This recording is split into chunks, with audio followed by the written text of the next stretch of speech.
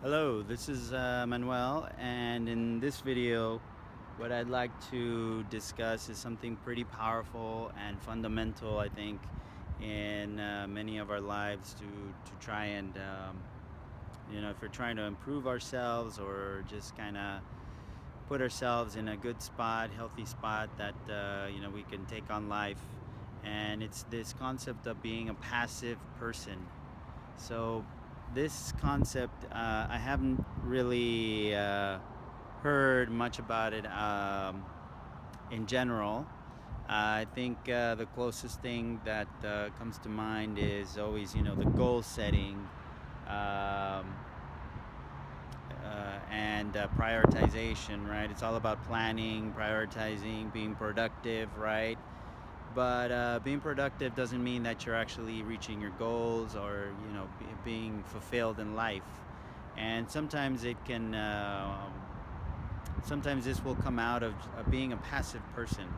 So what this means is essentially the closest analogy or comparison I can find is in the business world, where we do something called the root cause analysis, perhaps, and you look at this business problem and you find the actual root cause, and then there's symptoms that result from the cause.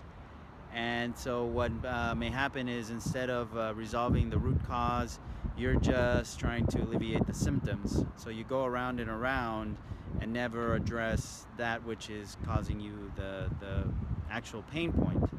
So as it reflects on your life, you can be doing that too. Just resolve or get address those symptoms in your life, right? Whether it be with your relationships, in your own personal goals, trying to fulfill yourself, right? And you want to, say, write a book, or you want to travel, you want to get in a relationship, but instead of actually doing the steps that you need to do, you're just talking about it. You're just planning. You're just reading books. Um, you mention it to friends and everything, hoping that just by doing that, it's gonna manifest itself. Unfortunately, most of the times it doesn't work that way. You actually have to put some energy and some work into these goals, and then address any issues or any blockers that are preventing you from doing that. And this is where that passivity comes into play, right? Because uh, you may be talking, you may be reading, but you're not really putting in the energy necessary, that the energy truly needed to get yourself moving. And actually, this can really hurt you.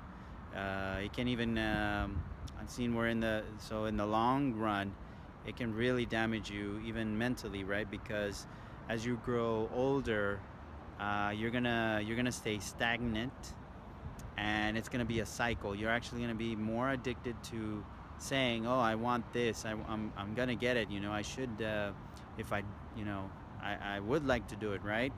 And then later down the road, years down the road, perhaps, you're gonna be looking back and saying, "Well, darn it, why didn't I get it?" Right? I did all the necessary steps when you really, you didn't do it, right? I know in my personal life, I'm having those issues sometimes as well.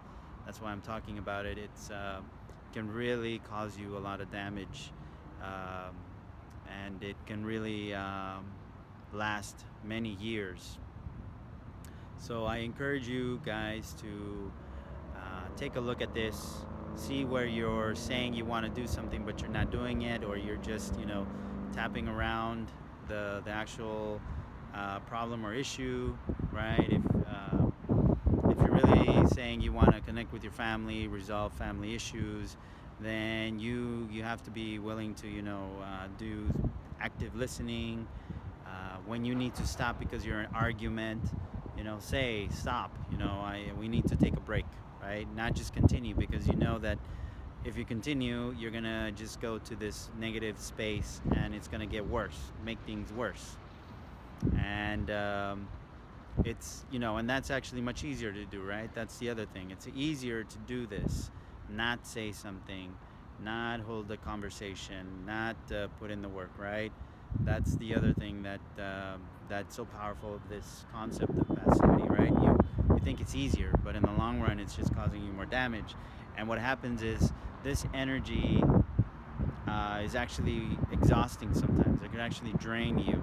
It's a negative type of energy because you have this momentum perhaps, or this desire to say something or act, and you don't act upon it. It's like a huge downer, and then at the end of the day, you feel exhausted, right? Because you didn't tap into that energy that could have then provided you more energy and helped you carry on through the day.